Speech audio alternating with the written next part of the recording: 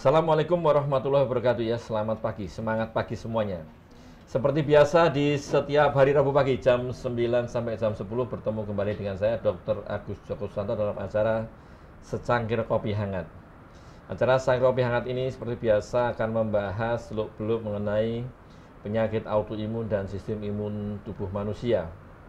Dan 1 jam ke depan kita akan membahas sebuah topik yang sangat menarik, sangat luar biasa dan tidak kalah menarik dengan topik-topik sebelumnya. Dan ini sudah agak beberapa saat ini kita baru live streaming lagi ya. Kemarin ada banyak kesibukan nih ya. Sebelumnya kita sapa dulu nih dari ini aja, Sobat Muadi dulu. Dari Facebook, YouTube maupun Instagramnya Rumah Sakit Dr. Muadi. Selamat pagi semuanya. Dan juga nih dari Alergi Imunologi Internet Solo ya. Dari Facebook maupun Instagramnya Alergi Imunologi Internet Solo ya. Selamat pagi, semangat pagi semuanya, terutama bagi penyintas autoimun. Ya silakan bergabung ya, karena pagi hari ini kita akan bahas topiknya sangat luar biasa ya. Dengan narasumber juga nanti sangat luar biasa juga ya.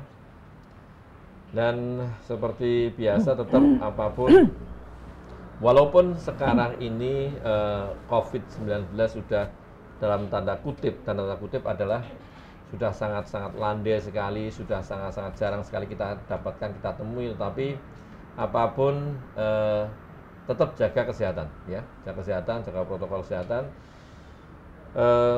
Paling enggak ada makan minum yang bagus, istirahat yang cukup, kemudian olahraga jangan dilupakan. Tetap mumpung ini ada sinar matahari mulai muncul ya, dan mendung-mendung sudah mulai tersaput angin. Nah, ini mulai puitis nih sekarang.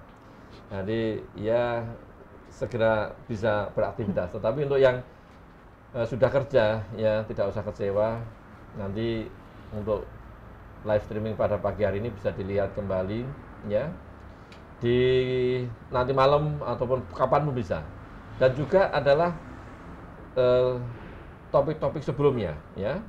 Live streaming sebelumnya bisa dilihat kembali. Sudah ada lebih dari 150 episode ya. Jadi bisa dilihat kembali, semuanya bisa dilihat. Wajahnya siapanya, narasumber pengen topik apa, insya Allah ada. Ya. Hari ini kita akan membahas topik yang tidak terlepas dari penyakit autoimun, tetapi ini kita membahas masalah persendian ya, persendian. Karena masalah sendi kita nanti menghadirkan narasumber yang juga khusus di bagian sendi. Tetapi bukan tengkleng, bukan masalah tengkleng, bukan masalah babat, enggak. Walaupun beliau ini seorang yang pintar masak, ini memang betul sangat pintar masak, saya akui ini memang hebat sekali. Tapi kalau masak tengkleng saya enggak tahu. Tapi yang jelas masak yang lain ini sih bisa, insya Allah. Ya. Beliau adalah seorang spesialis penyakit dalam, konsultan reumatologi yang membidangi di bagian ini ada sendi-sendi. Bukan tengkleng. Ini tujuan hari ini adalah nih, mungkinkah seorang penyintas ya rematik artritis itu sembuh total? Nah ini kita akan bahas. Mumpung kita menghadirkan narasumber yang sangat luar biasa, silakan nanti join, silakan nanti bertanya, silakan nanti memberikan saran, boleh semuanya ya. Mumpung, tetapi tadi tidak usah kecewa kalau tidak bisa ikut secara langsung, bisa dilihat kembali ya. Kita hadirkan narasumber kita pada pagi hari ini. Beliau ini sangat luar biasa, pokoknya the best lah ya. Dr. Yuliani, spesialis penyakit dalam, konsultan reumatologi. Selamat pagi dokter. Selamat pagi dokter. Ini beliau ini memang pintar masak, pintar apapun. Dulu ya, tapi sekarang nggak tahu nih. Gimana aktivitas harian ini? Sehat? Sehat ya? Iya. Masih apa ini kegiatannya pagi hari? Kalau sebelum berangkat biasanya kalau ibu-ibu kan mohon maaf kan sibuk biasanya. Ya, seperti ibu-ibu yang lain ya dok. Pagi-pagi pasti apa ya, akrobatik gitu ya di rumah ya. Ya pokoknya jatuh bangun. Betul. Ya ini dokter Dian memang sangat tasnya. Tapi putranya udah gede-gede semua, jadi kemungkinan besar sih tidak begitu sibuk dibanding 10 tahun yang lalu kayaknya ya. Oh betul. Ya, beda jauh nih. Ya. Bisa menikmati hidup nih. Bisa menikmati me time. Me time-nya. Oh, saya tahu me time. Dok, ini kegiatannya selain ini apa? Dari rumah terus kemudian ke rumah sakit Dr. Muadi, selain itu punya aktivitas lain enggak? Apa ya aktivitasnya ya dok? Ya tadi seperti masak, dokter pada umumnya berkebun mungkin ya sekarang ya. Oh iya berkebun, saya masih ingat itu, dokter ya. berkebun. pohon pepayanya sudah. Sudah ganti dok, itu tanaman musiman itu. Iya, oh, beliau suka ngibur. Dokter, ini sebelumnya kita sapa dulu, mungkin Dokter Yunani bisa nyapa dulu untuk Sobat Muardi maupun penyintas autoimun. Silahkan dokter, ini kan mungkin dulu ya memang sudah beberapa kali ya dok kita datangkan ke ini narasumber di Siang Kopi Hangat, tapi tidak ada salahnya kalau disapa lagi lah. Iya. Silakan dokter. Barangkali sudah lupa ya dok. Selamat pagi Sobat Muardi dan para penyintas autoimun yang lain. Senang sekali pagi hari ini kita berjumpa kembali. Semuanya sehat ya dan penuh semangat. Mudah-mudahan nanti dengan pertemuan singkat kita di sini bisa memberikan banyak manfaat begitu Dokter Agus. Gitu aja dok. Ya nih, jadi memang beliau ini seorang spesialis penyakit dalam konsultan rheumatologi di Rumah Sakit Dr. Muardi ya, Dokter Yuliani. Memang sudah lama sudah lama di sini ya dok, dari tahun 2000. Udah lebih dari 10 tahun lah ya. Lebih dari 10 tahun di sini. Dok, ini untuk nyata waktu karena seperti biasa kan kalau di Rabu kan kita bahas penyakit autoimun ya. Tapi untuk yang pada pagi hari ini kita autoimun yang unik ya, yang unik. Salah satu jenis penyakit autoimun yang sebenarnya tidak hanya mengenai sendi, dia termasuk jenis yang sistemik ya, klasik sistemik autoimun ya. Jadi memang penyakit rheumatoid arthritis nih. Mungkin Dokter Yuliani bisa nyampaikan dulu sekelumit apa sih rheumatoid arthritis dok? Itu kan mungkin banyak juga yang Sobat Muardi itu belum tahu. Tapi kalau bagi penyintas, terutama yang penyintas RA, saya yakin sudah pakar hafal ya. Mungkin lebih pakar dibanding dokternya, karena dokter kan secara teoritis kita ya, secara dia mengalami sendiri. Silakan dokter. Iya. Terima kasih Dokter Agus. Saya boleh dibantu share screen-nya. Mau share screen dulu ya sekalian. Share slide saya ya. Ya. Pagi hari ini kita membahas satu tema yang menarik ya Dokter Agus. Menarik untuk para penyintas karena ini seringkali menjadi pertanyaan bagi mereka-mereka dan memang bagi kita jadi pertanyaan yang agak sulit ya Dokter Agus ya. Yaitu pertanyaan tentang mungkinkah seorang penyintas artritis rheumatoid itu sembuh total ya. Nanti saya overview sebentar begitu ya, apa itu tentang RA. Bisa terlihat ya? Bisa. Jadi fakta-fakta dari artritis rheumatoid atau rheumatoid arthritis atau yang disingkat RA itu adalah penyakit autoimun yang utamanya mengenai sendi ya, utamanya ya. Nanti diterangkan di belakang apakah hanya sendi atau bisa organ lain ya. Ini merupakan kasus kunjungan terbanyak di poliklinik rheumatologi ya, terbanyak. Kemudian wanita lebih sering daripada pria dan terbanyak mengenai pada dekade 40-50-an ya, dekade keempat atau kelima. Agak berbeda dengan lupus ya. Kalau lupus itu biasanya pada umur 18 sampai 50 gitu ya, Dok. Gitu. Ini fakta yang cukup menarik dari RA tadi. Kemudian gejala dan tanda dari penyakit RA itu apa ya? Teman-teman pasti sudah sangat paham ya. Di sini ada nyeri, ada bengkak, ada kaku sendi yang lebih dari 30 menit. Kemudian simetris biasanya, kanan kiri kena jari-jari tangan kanan kiri, kaki kanan kiri begitu ya. Dan pada umumnya mengenai sendi kecil gitu, jarang yang mengenai tulang belakang. Ini apabila tadi yang awalnya hanya mengenai sendi kecil dan hanya bengkak, kemudian bila berlanjut maka akan terjadi perubahan sendi seperti ini ya. Kalau orang itu pada umumnya kan mempunyai pandangan penyakit rematik itu jauh dari nyawa gitu ya, Dok. Oh iya. Iya. Meskipun penyakit RA ini jauh dari nyawa, tetapi kalau jari-jarinya berubah seperti ini akhirnya akan mengganggu kualitas hidup sehari-hari. Ya, baik karena kesakitannya maupun bentuknya. Ya, kalau sudah berbentuk seperti ini, membuka simpul tali pun susah. Ya, membuka. Masukkan jarum itu ya, apa gunakan jarum itu ya? Oh iya, sulit sekali itu ya, Dok. Sulit sekali. Ya, jadi seperti ini ya. Kemudian apakah mungkin dia mengenai jaringan di luar sendi? Sangat mungkin ya. Bisa mengenai jantungnya, bisa mengenai pembuluh darahnya menjadi vaskulitis, bisa kena ke mata. Dan yang cukup sering itu pasien RA itu mengeluhkan adanya kesemutan di jari-jari tangan, Dok. atau dikenal dengan CTX, carpal tunnel syndrome ya. Sebelum mereka menyadari menderita RA, seringkali saya menemukan pasien itu datang dengan keluhan tangannya itu kesemutan. Dicari tidak ada gula begitu ya. Setelah kita analisis lebih lanjut, ternyata ini adalah awal dari rheumatoid arthritis. Kemudian siapa saja yang berisiko untuk terkena rheumatoid arthritis ya? Yang pertama adalah mereka yang mempunyai keturunan dari penderita RA ya, orang tuanya, kakek neneknya begitu ya. Kemudian wanita ini lebih sering terkena RA. Kemudian umur, tadi sudah disebutkan di depan, umur 40-50 tahun itu lebih sering terkena ya. Kemudian kebiasaan merokok, Dok. Kebiasaan merokok ternyata tidak hanya mengganggu paru-paru, ternyata ini juga meningkatkan resiko dari RA. Kemudian kegemukan, diet tinggi kalori dan rendah serat, dan adanya infeksi gusi ya. Ini gambar ini menunjukkan adanya infeksi gusi. Gusinya terasa nyeri, bengkak, merah begitu ya. Kemudian kalau sudah terdiagnosa RA, apa yang seharusnya dilakukan oleh seorang penderita RA? Ya tentunya kontrol teratur ya. Kalau di sini memakai asuransi begitu, biasanya sebulan sekali harus kontrol teratur supaya obatnya continue, tidak sampai berhenti begitu ya. Kemudian setelah kontrol ya obatnya diminum. Kalau harus diminum sekali ya diminum sekali sehari, yang 2 kali ya 2 kali. Kemudian membatasi makanan yang berkalori tinggi supaya tidak terjadi kegemukan, menghentikan kebiasaan merokok dan berolahraga ya.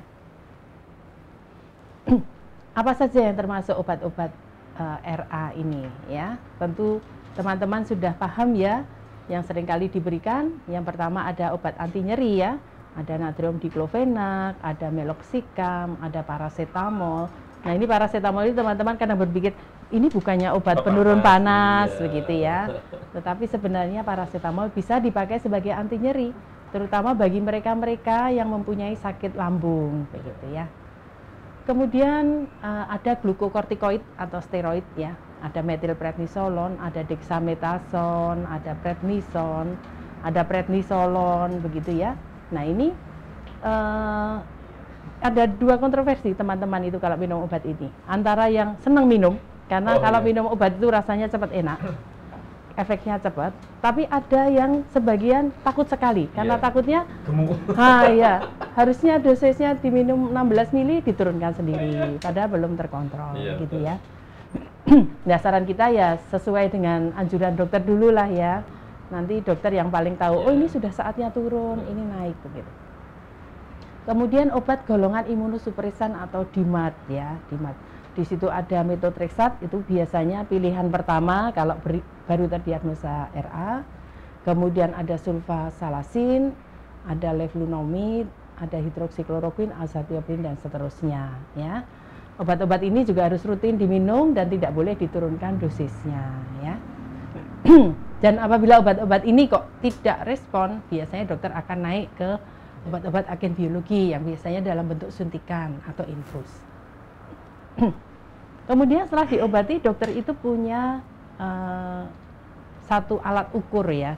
Alat ukur, oh ini sudah sembuh, ini membaik atau tidak ya. Alat ukurnya itu seperti ini, namanya DAS28 kalau untuk RA ya. Kita bisa melihat ada gambar-gambar itu menunjukkan ini sendi yang sakit di sini, ini sendi yang nyeri, yang bengkak itu di mana, kemudian dihitung, kemudian di scoring ya. Dikatakan sembuh itu bila remisi ya istilahnya ya. Kita untuk penyakit-penyakit autoimun itu istilahnya tidak sembuh tetapi remisi. Artinya terkontrol dengan baik gitu ya. Aktivitasnya hampir tidak ada biasanya gitu. Remisi ini bila angkanya kurang dari 2,6, sedangkan rendah itu 2,6 sampai 3,2, kemudian sedang dan tinggi bisa dilihat di slide ini ya. Biasanya dokter akan menulis ini digabungkan antara pemeriksaan tadi jumlah sendi yang sakit, dokternya kemudian memegang jarinya, menekan-nekan, biasanya begitu ya. Kemudian ditambah dengan pemeriksaan laboratorium, laju endap darah atau CRP. Kemudian apa yang dikatakan sembuh pada pasien RA ini ya? Yang pertama tentunya targetnya adalah remisi tadi. remisi tadi atau terkontrol baik ya. Tetapi angkanya ternyata tidak banyak, Dok. Meskipun pasien itu sudah minum obat teratur, sudah tadi ya semua sudah dilakukan dengan baik, kontrol teratur, olahraga dan lain-lain. Nah, mencapai angka remisi itu mungkin, tetapi angkanya itu tidak sampai sekarang tidak terlalu tinggi ya. Kemudian kalau tidak sampai remisi, apa targetnya? Targetnya adalah terkontrol dengan aktivitas rendah tadi ya. Masih ada nyeri sendi, kaku sendi, bengkak sendi, tapi hanya mungkin satu sendi saja gitu ya. Kemudian tidak ada organ lain yang mayor sifatnya, tidak ada vaskulitis, tidak ada CTS yang aktif misalkan gitu ya. Kemudian menggunakan obat rematik dengan dosis kecil. Kalau metil ya dosisnya di bawah 4 mili. Kalau MTX begitu ya, MTX dosisnya mungkin hanya 2 atau 3 tablet begitu sudah cukup. Dan tidak ada efek samping dari penggunaan obat-obat ini. Nah, ini dikatakan pasien RA ini mencapai tujuan yang kita harapkan. Jadi seperti itu. Kira-kira itu saja yang saya sampaikan, dokter. Mungkin ada pertanyaan. Terima kasih Dokter Yuliani. Tadi sudah sampaikan ini banyak ya dari masalah rheumatoid arthritis atau arthritis rheumatoid ini. Silakan nanti dari Sobat Muadi maupun penyintas autoimun, silakan ya sharing lah, mau bertanya boleh, mau sharing terkait masalah kondisinya yang dialaminya, contohnya ya dengan autoimun RA-nya, dan juga bisa sharing yang lama, yang lain juga boleh ya. Dokter ini memang tadi kalau di RA ini kan tadi mungkin belum dibahas juga ya, mungkin ada ini. Dok, kira-kira tuh apa kita harus waspada ya, tadi mungkin ya waspada terkait saya kena RA atau tidak sih kan gitu. Nah, ini mungkin perlu disampaikan lagi karena tadi kita lihat ya belum, tadi sebenarnya sudah ada sih tadi Dokter Yuliani katakan karena ada rasa kesemutan saja itu RA. Mungkin Dokter Yuliani bisa nyampaikan biar Sobat Muardi maupun penyintas autoimun tambah paham nih. Saya harus hati-hati nih, berarti saya mau kena RA ini ya. Saya kena RA ya. Iya. Seperti penyakit autoimun pada umumnya ya, Dok. Awalnya itu mungkin tidak khas gitu ya. Orang merasa lelah, gampang lelah, demam, berat badan turun tanpa sebab yang jelas, bukan karena diet, bukan karena apa gitu ya. Kemudian setelah melewati masa itu mungkin mulai merasakan nyeri-nyeri sendi begitu ya, mungkin baru 1-2 sendi begitu. Nah, itu kalau dengan obat anti nyeri biasa kok tidak baik, nah seharusnya mulai waspada. Apalagi kalau ada faktor keturunan di antara saudara-saudaranya, orang tuanya, begitu ada yang RA, nah itu harus lebih hati-hati. Ya kan. Tapi kalau yang perlu diwaspadai itu salah satunya sudah sampai Dokter Yuliani, nyeri-nyeri sendi terus kanan kiri Dok ya? Iya, simetris. Kanan kiri ya. Kalau kalau satu sisi gitu RA gitu bisa nggak Dok? Kira-kira? Ada, tapi jarang gitu ya Dok. Lebih banyak yang simetris. Mungkin di awal bisa Dok. Iya, betul sekali. Jadi memang bisa, tetapi umumnya sih dua-duanya. Tapi memang kalau awal mungkin satu-satu bisa. Tapi waspada tadi ya, tadi memang ada faktor keturunan juga berperanan, tetapi ini yang perlu dipahami dan dicermati sekali adalah tidak mutlak ya, dalam artian terus berarti kan ada Dokter Yuliani kan misalnya, mohon maaf ya, ini kan di masyarakat banyak mau dalam tanda kutip mau nikah misalnya, calonnya itu orang tuanya kena penyakit autoimun nih, nanti berarti anaknya kena autoimun kan gitu lah. Itu banyak sekali seperti itu. Jadi sebenarnya yang untuk RA maupun autoimun jenis lain itu sebenarnya juga ada, sama dengan DM, sakit gula sama, sakit hipertensi sama ya, asma juga sama. Jadi semuanya memiliki bakat tetapi tidak dominan. Itu yang perlu diketahui, karena dalam tanda kutip kan terus dihindari ya. Sama dia tidak boleh kan gitu. Itu namanya bakat terpendam ya Dok? Bakat terpendam yang jangan sampai dikeluarkan. Ini kalau yang lain boleh bakat terpendam dikeluarkan, misalnya keahlian, misalnya menari, menyanyi maupun terbang apa itu boleh, tapi yang bakat terpendam yang kayak gini jangan dikeluarkan. Jadi sekitar hanya 20-40% aja ya, sekitar itu, nanti tambah faktor lain ya, mulai itu dan sebagainya. Tapi itu yang penting. Jadi ini kan soalnya stigma kan, dalam tanda stigma di kita semua itu kan, kalau orang punya itu berarti anaknya pasti kena itu yang harus diwaspadai. Dan tadi memang lebih banyak di wanita gitu J, dibanding J. itu ya. Jadi memang wanita ini khusus, dan juga di autoimun jenis lain juga wanita lebih dominan. Tapi ini memang agak unik. Ini kan mirip dengan Sjogren, jadi rheumatoid arthritis di dekade 45 lah seringnya ya. Yeah. Ini, makanya kalau RA sering diikuti dengan Sjogren ya, memang dekade 45 nanti sering seperti itu. Dan ini Dok, kalau misalnya Dok, ini untuk obat-obatan ini di cover BPJS nggak? Nah ini pertanyaan yang penting Ya. kan itu. Ya. Ya syukurlah kalau ini banyak yang di cover BPJS Dok. Ya. Yang saya sebutkan tadi hampir 90% Ya, ya yang diminum itu di cover BPJS. Hmm. Tapi ya di covernya hanya di rumah sakit tipe A Ya, seperti ya, Muarti ya, ini. betul sekali. Ya, kalau di tipe di bawahnya sepertinya masih belum Belum bisa ada. ya. Jadi itu yang penting untuk sobat Muarti penyintas autoimun sekalian, bahwasanya ini alhamdulillah di BPJS ada, itu yang penting itu kan. Ya seperti kita ketahui kan, kita asuransi terbanyak di BPJS ya, Dok, ya. BPJS Apapun itu terbanyak. BPJS, dan kita harus mensukseskan juga program pemerintah juga BPJS. Dan silakan datang ke rumah sakit Dr. Muardi ya, insya Allah di sini ada. Tapi kalau yang pilihan-pilihan khusus ya tidak ada. Ada tapi berarti berbayar seperti yang pilihan tadi, yang agen yang biologik, yang agen yang khusus itu ya harus berbayar sih. Nah, Iya. kayaknya belum ada di BPJS. Ada satu Dok, tapi Iya, ya tapi belum itu belum sesuai restriksinya sangat harapan. berat. Iya betul. Dan yang jelas adalah mayoritas berbayar, ya seperti itu. Dan ini Dok, kalau tadi betul sekali kan orang gini, kalau kena RA kira-kira bisa meninggal enggak itu loh sebenarnya sih. Gimana, Dok? Ya, ya tadi saya sebutkan kan RA itu bisa kena sendi dan di luar sendi ya Dok. Iya. Yang ditakutkan dengan risiko kematian itu kalau di luar sendinya, satu karena jangka panjang ada peradangan, pasti ada perubahan di pembuluh darah ya Dok. Kalau kita bilang disfungsi endotel gitu ya. Nanti akhirnya ke penyakit-penyakit jantung, penyakit stroke begitu.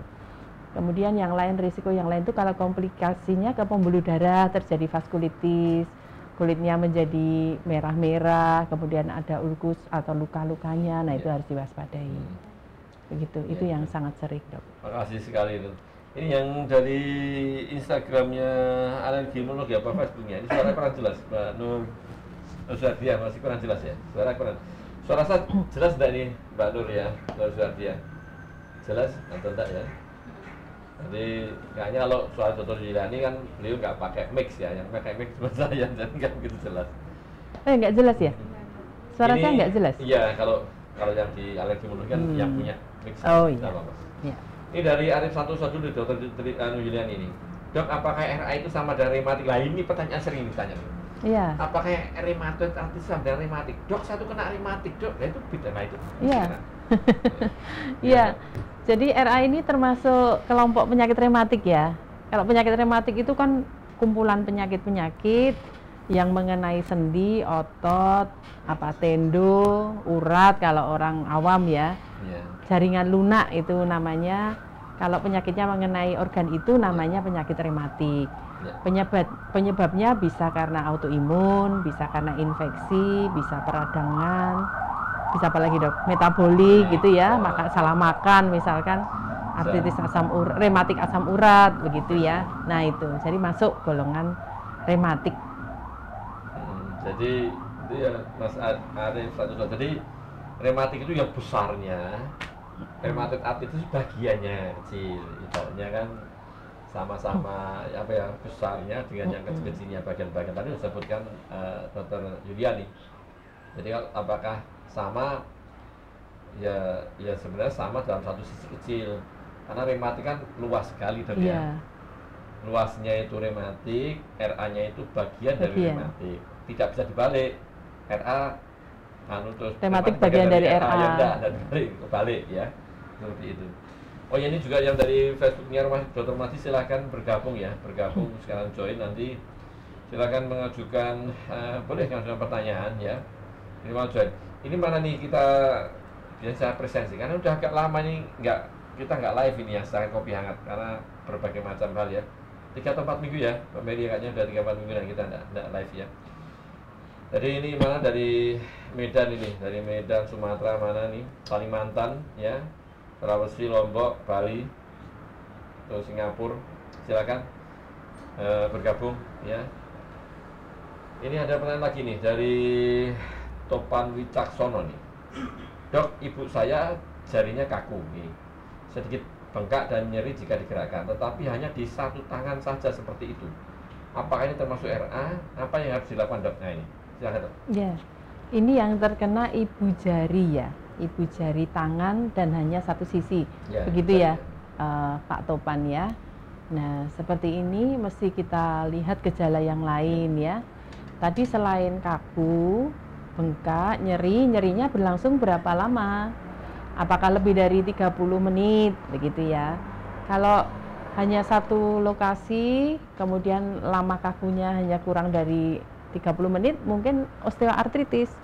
Osteoartritis itu adalah celah sendinya menjadi sempit. Kemudian bantalan sendinya menjadi tipis, olinya berkurang, begitu ya. Ini karena faktor pekerjaan dan umur biasanya begitu. Ya, tapi kalau RA itu biasanya kalau kena, apalagi kalau kita amati setelah beberapa minggu begitu, dia tidak hanya kena sendi. Awalnya mungkin jempol, tapi meluas kemana, jari-jari, dan yang paling sering pergelangan tangan juga terlibat. Gitu ya. Terus ini harus apa nih dok? Harus bagaimana nih? Ya, yang harus dilakukan Iya. kalau tidak ada perbaikan, coba konsultasi ke dokter terdekat begitu. Untuk diteliti, diperiksa apakah ini betul RA atau osteoartritis. Karena pengobatannya beda jauh ini Pak Topan, antara OA dengan RA. Iya. Dan mungkin bisa dicek kalau perlu foto ronsen dok ya? Ya, Ya, foto juga ronsen, ya. cek laboratorium, Nah. biasanya begitu. Dan kalau memang dekat dengan rumah sakit Dr. Mahdi, silakan datang ke rumah sakit Dr. Mahdi. Nanti bisa ketemu Dr. Juliani, ya. Ya, Bisa apa itu konsultasi. Ini Konsultasi. sebenarnya apa ini, dok? Kalau orang Jawa itu apa ya namanya pelikaten tuh, ya. Menurut saya kalau pelikaten ya satu kaku hanya satu gini, satu hanya jempol kan jempol aja ya. atau yang jari pelatu itu ya, ceruk-ceruk, Ya, ceruk-ceruk. Nah, itu juga bisa. mungkin seperti itu. Makanya nanti berarti apa di evaluasi sama Dr. Yuliani. Silakan datang ke rumah sakit Dr. Muarti ya. Ya, monggo, Evaluasi. monggo ke Muarti. Tanya, dan ini ibunya usia berapa ya? Mohon maaf, Topan Wicaksono nih. Ibunya dekade usia 60-an ke atas. Ya, jadi itu juga banyak faktor juga. Dan yang jelas adalah yang sering dilupakan adalah aktivitasnya apa. Itu kadang kan itu ya dok ya. Iya, Jadi, betul. menggunakan tangannya, gerakan motorik halus itu sering menyebabkan jari jemari itu juga menimbulkan gangguan ya, kaku dan sebagainya. Iya. Motorik halus itu misalnya sering nulis, sering nyawit, nyusup, pokoknya pakai yang ini, yang motorik halus. Atau ketik HP itu. Nah, ketik HP, tapi kalau ibu kayaknya enggak nih. Oh, jangan Iya. salah, Oh, ibu-ibu iya, ibu sekarang sekarang itu iya. sudah sepuh-sepuh juga Ya, di sini iya. masih aktif. Di sini Bu Mary kan juga kayaknya juga jadinya juga gitu sebenarnya. Ya, banyak memang seperti itu ya. Ya, makanya jadinya lentik karena sering pakai itu ya. Mau nombol A kenanya B apa kena apa itu karena terlalu lentik sih, kecil. Gitu ya, nanti silakan datang ke rumah sakit Dr. Mahdi. Nanti bisa ketemu, daftar ke Dr. Yuliani ya, bisa di reguler maupun di ya poli VIP ya. Dari anak teknik nih, mau tanya dok, olahraga yang aman buat penyintas RA lah ini juga penting. Ya. Olahraganya itu yang aman, itu sifatnya adalah yang mempertahankan fungsi sendinya, Ya. ya. Jangan sampai karena radang fungsi sendinya tidak digerakkan jadi kaku, gitu ya. Nah, ini berat ringannya menyesuaikan dengan kondisi sendinya, ya. Kalau misalkan lagi meradang ya jangan yang berat-berat, tapi yang penting digerakkan sendinya. Jalan kaki itu aman juga ya. Bersepeda atau berenang itu cukup aman, tapi jangan ada unsur melompat-lompat, gitu ya. Jangan body kontak gitu, jangan. Ya. Nah, kalau RA gini untuk tenis boleh nggak nih? Ya kan pakai tangan nih. Ya kalau ini pergelangan tangannya meradang jangan dipakai tenis dok. Iya. Kalau anu dok, paling aman. Kalau renang boleh nggak? Kan Renang boleh, ya, renang. Ya, renang kan Ya. paling aman. Salah satu yang aman dan bagus memang RA renang ya. Kalau bisa sih, tapi jangan kayak Batu. gaya dada, nggak boleh gaya dada, nggak boleh. Gaya dada susah. Belum harus dada. Menghilang. Dokter Agus tuh. Ini dari gitu ya, nanti aman pokoknya di evaluasi sendiri aja, nanti bisa datang dan konsultasi lagi. Yang terpenting adalah sering untuk penyintas autoimun adalah kenali diri Anda sendiri ya, kenali diri Anda sendiri. Karena yang tahu adalah Anda sendiri sebagai penyintas seberapa tekanan yang bisa Anda terima. Itu setiap orang berbeda. Jadi jangan menyamakan misalnya si A kok bisa seperti itu, saya tidak bisa, jangan sampai ya, karena setiap orang berbeda. Makanya sering saya sampaikan kenali diri Anda sendiri. Yang tahu Anda sendiri seberapa olahraga yang bisa, seberapa makanan yang bisa masuk, seberapa kebutuhan cairan dan sebagainya, itu semua Anda yang kenalan sendiri ya. Gitu ya, dari anak teknik tadi udah olahraga ya. Bawahnya dari bawah tadi dari Fuyung He makanannya. Dok, apakah SLE bisa berkembang ke arah RA ini? LED sering naik, nyeri sendi dan kaku di pagi hari, terutama sendi jari. Ya. Kalau SLE itu tidak bisa berkembang ke arah RA, tetapi orang punya SLE bisa punya RA juga, gitu ya. Namanya penyakitnya rufus ya. Jadi SLE memang ada, dicek sampai anak IF juga positif, mungkin marker-markernya positif. Demikian pula RA-nya itu jumlah sendinya yang terkena ya kanan kiri. Kemudian dicek rheumatoid faktornya positif, bahkan anti-CCP-nya positif begitu. Nah itu kalau dua-duanya tegak, namanya rufus, itu sangat mungkin. LED sering naik nyeri sendi dan kaku di pagi hari, terutama sendi jari. Ya, gejalanya hampir sama ya. Jadi radang sendinya SLE dengan RA itu hampir sama, namanya sinovitis. Peradangannya dimulai dari pembungkus sendi begitu, kemudian menyebar ke bagian dari jaringan-jaringan di sekitarnya begitu ya. Gejalanya sama. Yang mungkin jadi patokan kalau RA tadi simetris kanan kiri begitu ya. Dan sifatnya progresif.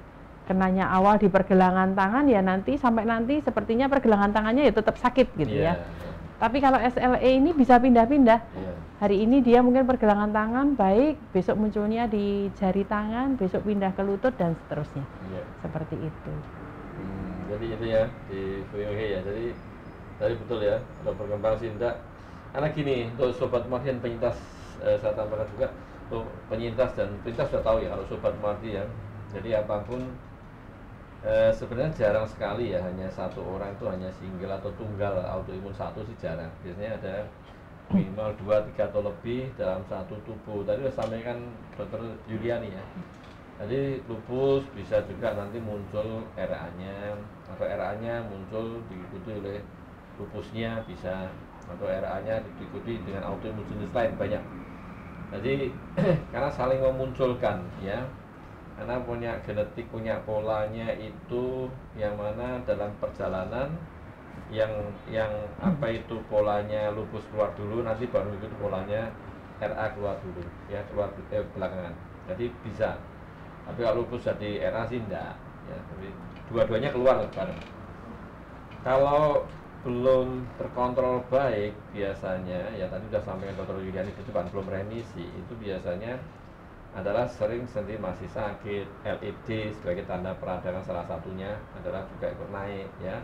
Itu berarti yang bersangkutan atau penyintas autoimun itu belum terkontrol ya, belum remisi misalnya, terkontrol dengan baik. Sehingga perlu dievaluasi ya dok ya, evaluasi lebih lanjut bagaimana untuk mengontrol biar nanti LED-nya dan sebagainya itu biar membaik ya sakitnya. Itu ya. Jadi pokoknya untuk penyintas pokoknya tetap semangat ya. Slogan saya adalah berbahagia dari stres. Penyintas autoimun memang sudah paham sekali ini, berbahagia dari stres. Mudah diucapkan, sulit dijalankan. Ya, tapi tetap kita harus punya slogan itu, berbahagia dari stres. Dan terutama bagi wanita kan, kalau untuk obatnya Dr. Yuliani sama ke mall. Tapi kayaknya Dr. Yuliani tidak mau ke mall, beliaunya sukanya ke pasar. Ke mall bingung dok. Kalau ke pasar saya dapat oleh-olehnya itu. Makanan khas pasar. Itu ya. Dari Arif Troy ini. Pagi dokter, diagnosis RA ini. Kalau pemeriksaan laboratorium apa yang diperiksa ini? Cek gimana dok? Ya. Jadi untuk pemeriksaan laboratorium yang mendukung diagnosis RA itu satu, pemeriksaan laju undap darah. Itu rutin ya, bisa dilaksanakan dan sederhana, itu bisa dilaksanakan di laboratorium yang sederhana sampai ke canggih ya. kemudian CRP gitu ya. Tapi kalau dibandingkan LED lebih sering pemeriksaan LED ya dok, karena murah dan tersedia dimanapun itu ya. Kalau CRP itu lebih mahal dan tidak semua rumah sakit di semua lini bisa menyediakan. Ya, dan LED kan BPJS bisa. Iya. CRP kayaknya enggak ya, BPJS yang di sini di tipe A bisa. Kalau di tipe B sama C belum. Kemudian pemeriksaan faktor rematoid atau rematoid faktor ya. Kemudian ada lagi anti CCP tulisannya ya, anti citrulline itu ya, anti CCP. Jadi kalau rematoid faktornya negatif, biasanya kita lihat anti CCP-nya, apakah positif atau negatif begitu ya. Kemudian selain laboratorium, kalau kita curiga sudah mulai ada kerusakan sendi, kita lakukan ronsen. Ya, dokter akan melakukan pemeriksaan ronsen tangan, apa yang dicari di tangan gitu ya. Kalau dilihat di tangan itu nanti akan kelihatan gambaran osteoporosis. Di situ yang tidak merata, hanya terletak di sekitar sendi. Kalau sudah lanjut mulai terjadi erosi di tulang-tulangnya. Itu pemeriksaannya. Iya, itu yang jelas adalah sebelum pemeriksaan adalah dicek dulu aja dari pertanyaan anamnesisnya, kemudian diperiksa secara fisiknya kan dokter lebih paham, nanti bisa konsul ke dokter Juliani ya. Kemudian baru pemeriksaan lab kayak seperti ini. Sebenarnya kan kita karena seorang dokter kan harus itu. Iya, betul. Lalu pemeriksaan penunjang, kalau di daerah mungkin agak kesulitan dok ya. Kalau di kita aja hanya beberapa, tidak bisa semuanya ya. Betul. Anti CCP agak sulit. Anti-CCP Tapi jangan ditambah C depannya. Nanti kalau anti CCP nggak boleh. Itu mana? Apa itu dok? Itu negara Rusia. Di Soviet kan panggilannya CCP. CCP, ya. Sisi itu citrulline kan itu kan yang tadi IgG ya, diceknya IgG ya, anti CCP ya. Itu ya dari Troy Arif ya. Silakan apapun nanti yang paling gampang seperti tadi sudah sampaikan di awal Dokter Yuliani tadi terkait masalah fisiknya. Yang utama fisiknya dulu. Yang tadi ya dok ya, kanan kiri. Pokoknya intinya banyak kanan kirinya simetris ya.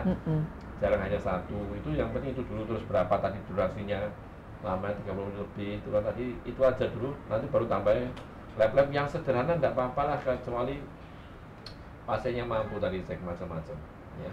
Jadi itu yang penting. Dari Rodiah Fis ya. Assalamualaikum, waalaikumsalam. Dok, saya tanya kaki dan tangan saya nyeri dan bengkak. Apa ini karena penyakit autoimun lupus yang sudah berhenti kontrol 2 bulan? Oh, beliau ini punya sebagai penyintas lupus ya. Terus tidak kontrol 2 bulan, kemudian kaki dan tangan nyeri dan bengkaknya. Iya. Masih mungkin ya dok. Ini masih mungkin karena sudah terdiagnosis lupus, kemudian 2 bulan itu tidak minum obat begitu ya. Jadi masih mungkin ini sedang flare, sedang kambuh begitu ya. Nah mungkin saran saya segera saja konsultasi dengan dokter DPL-nya.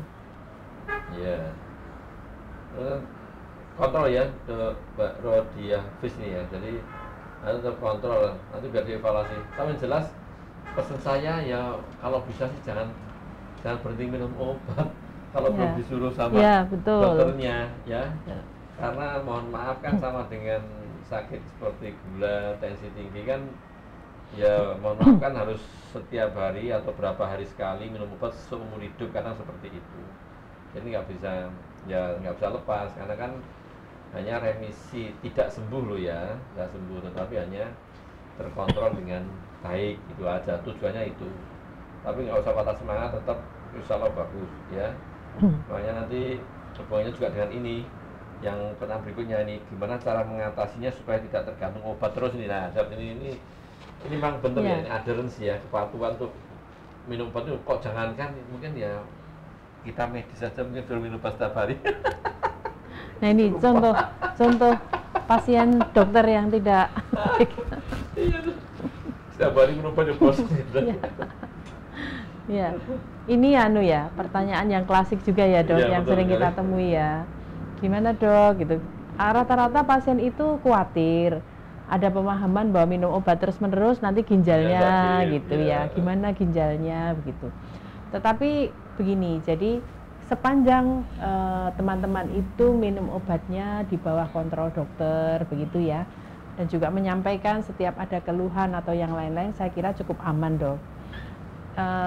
Untuk ke arah ginjal ataupun ke arah liver karena minum obat jangka panjang itu bisa diantisipasi dengan pemeriksaan laboratorium yang monitoring fungsi liver setiap berkala ya, biasanya setiap 6 bulan gitu kita periksa.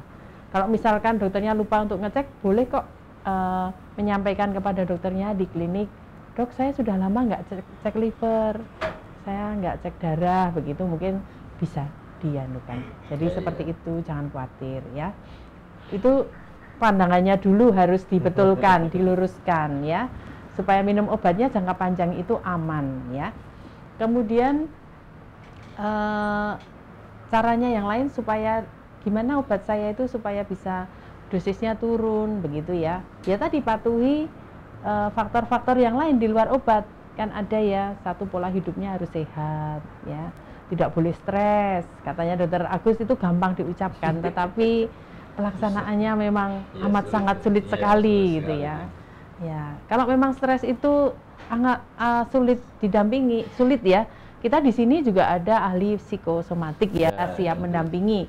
Kalau Bapak Ibu memang kesulitan, saya kok kesulitan ya untuk ini, untuk tidak stres, untuk tidak patuh pun boleh. Itu menyampaikan itu, nanti teman-teman kita dari psikosomatik bisa membantu supaya Ibu lebih nyaman dalam berobat begitu ya. Yang kedua ya exercise, kemudian istirahatnya, makanannya, tidak merokok dan lain-lain, monggo dimaksimalkan yang itu ya. Semoga nanti obat-obatnya bisa turun dosisnya. Iya, saya kira itu, Dok. Betul sekali. Dan mungkin saya tambahkan itu di Rodiavis ya. Dan untuk sobat penyintas autoimun semuanya, bahwasanya nomor satu adalah, ya mohon maaf ya, nomor satu adalah mengetahui bahwasanya untuk autoimun kan tidak sembuh dulu, itu nomor satu itu dulu. Nomor dua adalah salah satu upaya untuk mengontrol atau membuat autoimunnya itu jadi terkontrol ya dengan minum obat, itu aja ya. Selain faktor lain, merubah gaya hidupnya yang sehat, kemudian tadi disampaikan Dr. Yuliani, olahraga yang baik ya, hindari stres ya, tidak boleh terlalu capek dan sebagainya. Itu semua berbagai macam upaya untuk menjadikan kita bisa remisi. Nah, dengan kalau upaya tadi sudah dilakukan dengan baik, harapannya obat itu bisa turun dosis. Tetapi apa? Bisa lepas? Enggak, tetapi turun dosis dengan sampai dosis terkecil yang masih bisa mengontrol autoimunnya secara baik. Jadi harapannya itu tadi ya. Nah, biar gak bosan gimana? Makanya tadi salah satunya adalah ikut sharing dengan penyintas autoimun lain ya, sangat bermanfaat ya. Jadi kan ternyata teman saya juga, mohon maaf, ada yang lebih parah dari saya, lebih dan bisa saling menguatkan. Jadi intinya adalah kalau kenal dengan penyintas yang lain ada saling mensupport, saling menguatkan satu sama lain, ya kan? Jadi bagaimana ternyata autoimun itu harus ditangani dengan baik, minum obatnya harus rutin segala macam, ya, support. Dan yang tidak kalah penting adalah support keluarga. Ini yang kadang sering dilupakan ya. Mohon maaf, kan saya juga mengalami, ada beberapa penyintas itu yang mengalami ini curcol, biasanya ada curcol itu ya pasangan ya. Akhirnya kan dari masalah yang terbesar adalah masalah dengan keluarga inti ya, dengan suaminya, dengan anaknya, dengan keluarganya inti. Kalau tidak ada support itu sulit sekali untuk remisi. Jangan berharap bisa turun dosis, nambah dosis iya malahan ya, tetapi makanya ini banyak hal, banyak faktor. Makanya saya harapkan untuk yang di keluarga intinya ya, saya harapkan, mohon maaf, nanti support lah ya keluarga kita yang ada dengan penyintas autoimun ya, itu yang harapannya. Jangan tidak usah takut misalnya nanti kena ginjalnya, enggak. Makanya gunanya kontrol rutin tadi sampai yang Dr. Yuliani itu dievaluasi ya, nanti ginjalnya kita kan evaluasi, tetap tidak akan tidak, ketika evaluasi mau ada gangguan berarti kita harus berpikir nanti harus turun dosis atau ganti obat, kan nanti dokter yang akan menentukan gitu ya, Dok ya. Betul nah, seperti itu ya, tidak usah takut ya. Ini dari alergi imunologi dulu ya, dari Nur Suhardiah ya. Ini dok, ini saya sakit RA ini, seringkali hampir tiap hari ujung lidah sakit dan perih, dan bibir sebelah kanan agak bawah terasa panas. Apa ini juga termasuk RA? Jadi punya RA, terus ujung lidah tiap hari hampir setiap hari sakit dan perih, bibirnya juga agak terasa panas. Iya. Saya juga terkena sakit, trigeminal apa deh ya? Trigeminal oralgia. Oh iya. Oh iya. Iya, iya. Iya, iya. Oke. Gimana? Iya. Iya. Ya, terima kasih, Dok. Jadi ini sudah terdiagnosis RA, kemudian ada keluhan mulut tadi ya. Ya, Ya. ada. Seperti yang disampaikan Dr. Agus Joko tadi ya, sudah disinggung ya. Seringkali pasien RA itu disertai dengan sindrom kering namanya ya. Sindrom kering, matanya kering, mulutnya kering, kulitnya kering, dan sebagainya. Yang dinamakan dengan sindroma Sjögren ya. Ini harus diwaspadai kalau ini pasien RA kok mulutnya kering, lidahnya rasanya kasap-kasap gitu ya. Yang lanjut itu saya pernah menemukan pasien itu sampai ngomongnya itu susah karena lidahnya lengket dengan dengan giginya gitu kalau ngomong gitu. Ya, sampai seperti itu. Terus gigi-giginya ini kok banyak karang gigi, giginya banyak yang kotor, kemudian yang tanggal dan radang gitu. Matanya juga agak merah, seperti berpasir gitu. Nah, coba jangan-jangan ini sudah ada tadi tanda-tanda ke arah sindroma Sjögren tadi. Ya, mungkin saran kita ya konsultasi ke dokter, nanti akan diberikan obat yang sesuai. Iya. Gitu. Jadi hati-hati tadi sampai Siapa Nur tadi? Suhardiah ya. Iya. Jadi itu ya. Saya tadi sudah sampaikan dokter Yuliani dan evaluasi cuma tadi sudah dievaluasi sama dokternya. Yang jelas kalau memang apalagi sudah kena ada trigeminal ini saraf ya, saraf di trigeminus ya. Jadi memang nanti memang ada sensasi seperti itu. Mungkin adalah bisa diberikan tambahan obat ya, neurotropik ya. Terus kemudian salah satu pencetusnya ini banyak ada pencetusnya ini di Mbak Nur Suhardiah. Jangan-jangan beberapa akhir-akhir ini bisa kecapean, kurang tidur ya, aktivitasnya nggak bagus ya, stresor psikisnya juga ada, stresor fisiknya ada. Lah ini akan memperburuk kondisi. Apalagi udah punya RA dengan trigeminal ya, rhinalgia. Jadi memang agak sulit ya. Jadi memang harus kontrol semuanya. Pokoknya berbahagialah dari stres dan hindari capek fisik maupun psikis ya, dihindari, kurangilah minimal. Kalau hindari kadang susah ya. Dokter Yuliani kadang mau masak nggak ada apa ya stres, jadi seperti itu.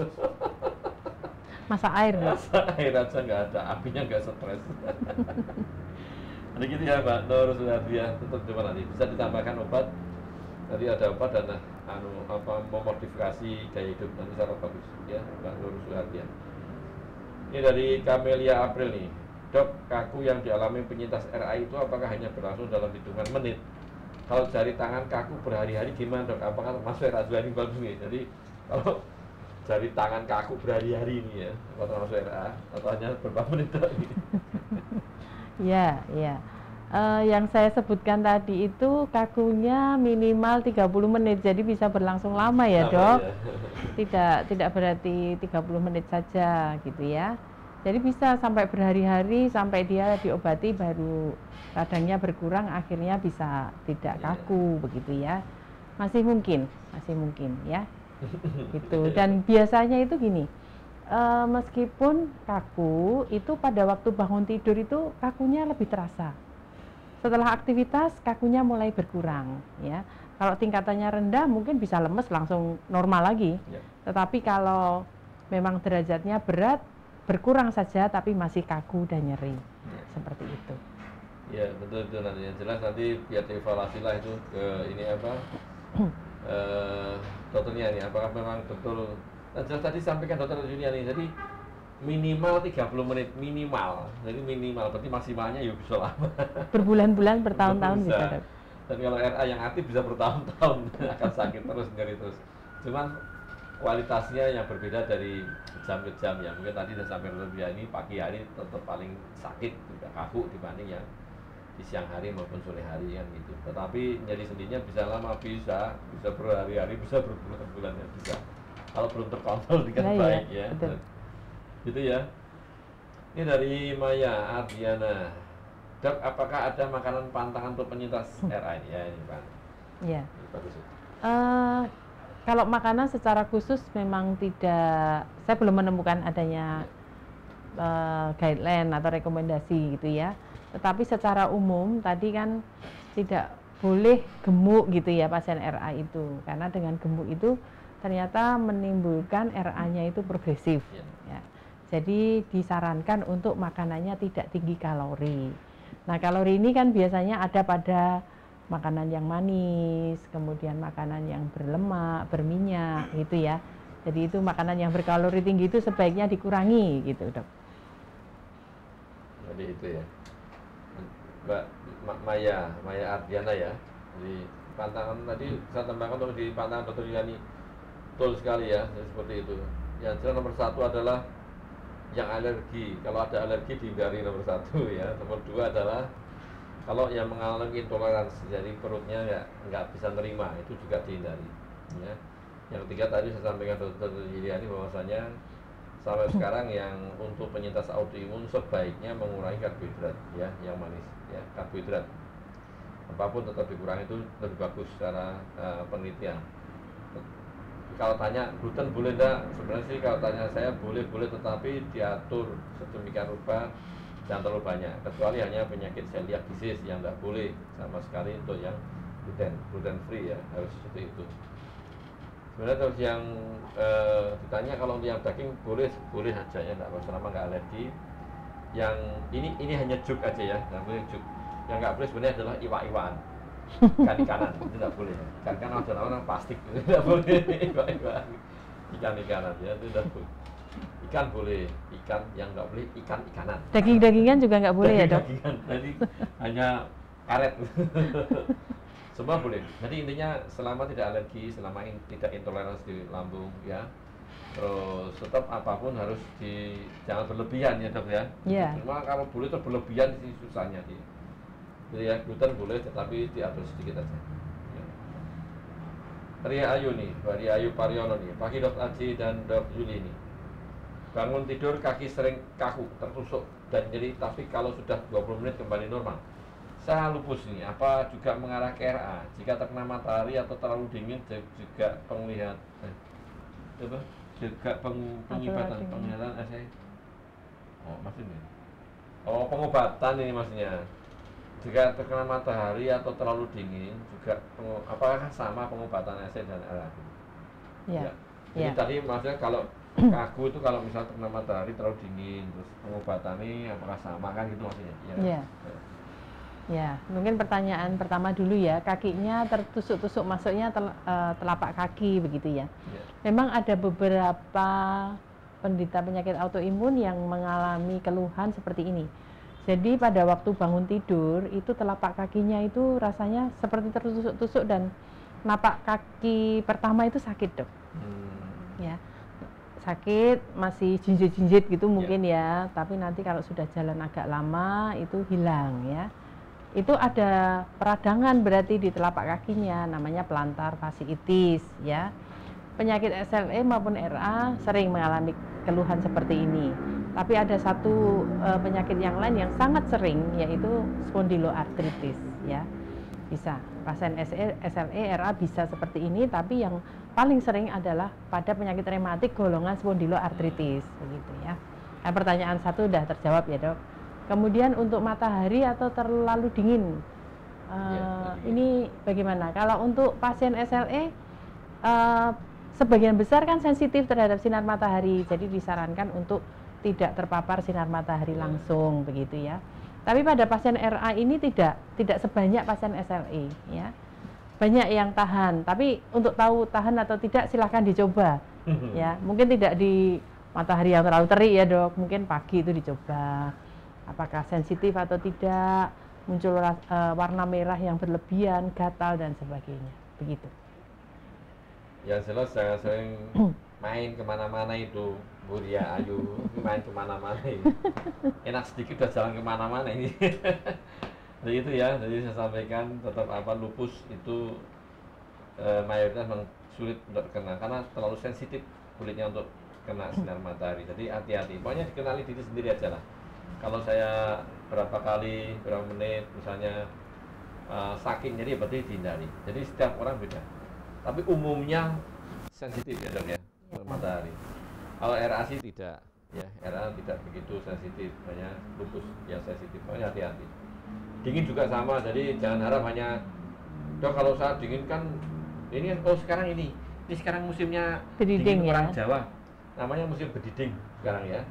Jadi musim bediding itu istilahnya adalah musim dinginnya orang Jawa, karena dingin sekali nih.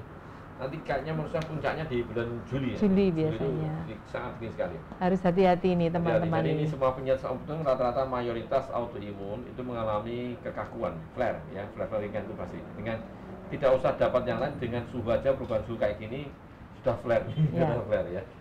Seperti itu. Dan ini nggak terasa nih, udah mau selesai ternyata. Tadi ada pertanyaan lagi di atasnya. Sebelum kita tutup nanti ya kasihan ya. Ya seperti lagi. Oh ini kenapa? Oh iya. apa nanti bisa. Jadi gini, nanti kalau yang mau datang ke rumah sakit Dr. Muarti silakan datang. Tapi mohon maaf nanti gini ya. Jadi intinya di rumah sakit atau di BPJS itu, kalau di Muarti itu usia di bawah 18 tahun ya mohon maaf tidak bisa ke Penyakit dalam. Jadi kan kalau kita, saya Dr. Yulian itu khusus 18 tahun ke atas ya. Kalau yang di bawah 18 tahun itu mohon maaf harus di bagian anak. Kecuali biaya sendiri ya. Kalau biaya sendiri bebas. Jadi boleh. Jadi saya juga sering dapat pasien yang kecil-kecil ya, mulai dari usia 6 tahun, 8 tahun, 10 tahun, 12 tahun, 13 tahun sering. Teman beliau ini memang tidak memakai BPJS karena dengan BPJS tidak bisa, karena akan terblok. Tidak bisa untuk ke kita. Penyakit dalam saya Dr. Yani tidak akan pernah bisa untuk mengobati meri saya anak di bawah 18 tahun tidak bisa. Untuk BPJS ya, tapi untuk yang bayar sendiri boleh. Tidak apa-apa. Dan yang kedua mungkin kegawatan tadi ya dok. Kalau iya. kasusnya tidak ada kegawatan ya datangnya tidak di IGD begitu ya. Datangnya ke poliklinik pasti akan betul. diterima kalau kita itu betul. kalau di poliklinik terbuka. Mungkin tadi kasus ya, kalau kasus sudah emergensi. Jadi kalau tidak ada emergensi, cuman mohon maaf misalnya kalau cuman batuk pilek panas ya jangan ke IGD lah, ke poliklinik gitu loh. Gitu ya. Dan tidak terasa ini memang sebentar kita selesai. Dan untuk sobat Muarti dan penyintas autoimun sekalian ya, kita memiliki grup komunitas autoimun ya. Grup komunitas autoimun, nanti silakan bergabung di grup komunitas autoimun ini ya. Ini mohon maaf hanya penyintas autoimun yang boleh ikut ya. Jadi yang lainnya tidak boleh ikut. Di nomornya, di nomor WhatsApp-nya adalah di 0852 8206 2239. Ini saya ulangi ya. Di 0852 8206 2239. Dan live streaming pada pagi hari ini bisa dilihat kembali di YouTube maupun Facebooknya Rumah Sakit Dr. Muarti. Dan kalau sudah dilihat, diapakan Dr. Yuliani? Jangan lupa Di like, follow, dan subscribe.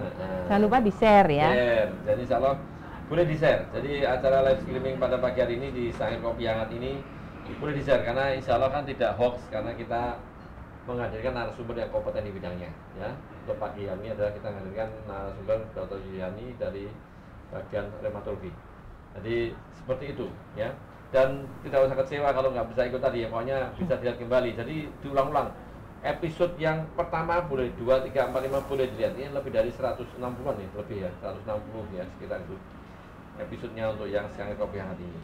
Dan tidak terasa ini sudah 1 jam. Ini kalau kita bicara gini mungkin sampai jam 2 siang mungkin ya. Iya kayaknya. Menarik sekali ya. Iya. Dan untuk yang penyintas autoimun dan sobat Muarti sekalian, nanti pokoknya kerja kesehatan. Dan sebelum kita tutup mungkin ada sedikit pesan ini dari Dr. Yuliani untuk para penyintas autoimun khususnya dan sobat Muarti ini umumnya. Silakan. Pesannya sedikit saja dokter. Nanti tidak lupa ya, karena tadi sudah panjang, pesannya panjang lupa. Jadi pesannya tetap tekun untuk berobat dan minum obat ya. Tentang sembuh atau belum tercapai, yaitu terus kita kejar ke arah sana ya. Tidak boleh patah semangat. Kapan sembuhnya? Kapan sembuhnya? Pokoknya tetap semangat ya, tetap semangat. Tadi tujuannya sudah saya sebutkan, adalah remisi, kalau tidak bisa remisi adalah aktivitas rendah dengan minum obat dosis terkecil. Iya. Jadi gitu, terima kasih sekali nih, pendek sekali pesan tapi memang mengena, jadi tetap ya tekun obat tadi dan saling mensupport ya, saling mensupport. Dan yang terakhir adalah berbahagialah hindari stres. Itu seperti itu dari saya. Dan terima kasih sekali ya Dokter Yuliani atas kehadirannya di acara pada pagi hari ini ya. Nanti kita akan menghadirkan lagi Dokter Yuliani di kesempatan lain dan juga dari Sobat Muar di penjelas autoimun sekalian ya. Terima kasih sekali atas joinnya, ikut sertaan di acara pagi hari ini dan insya Allah kita akan ketemu di Rabu-Rabu depan di jam yang sama, di jam 9 sampai jam 10 bersama saya Dr. Agus Joksanto di acara Secangkir Kopi Hangat. Akhir kalam, wassalamualaikum warahmatullahi wabarakatuh. Ya, tetap semangat semuanya.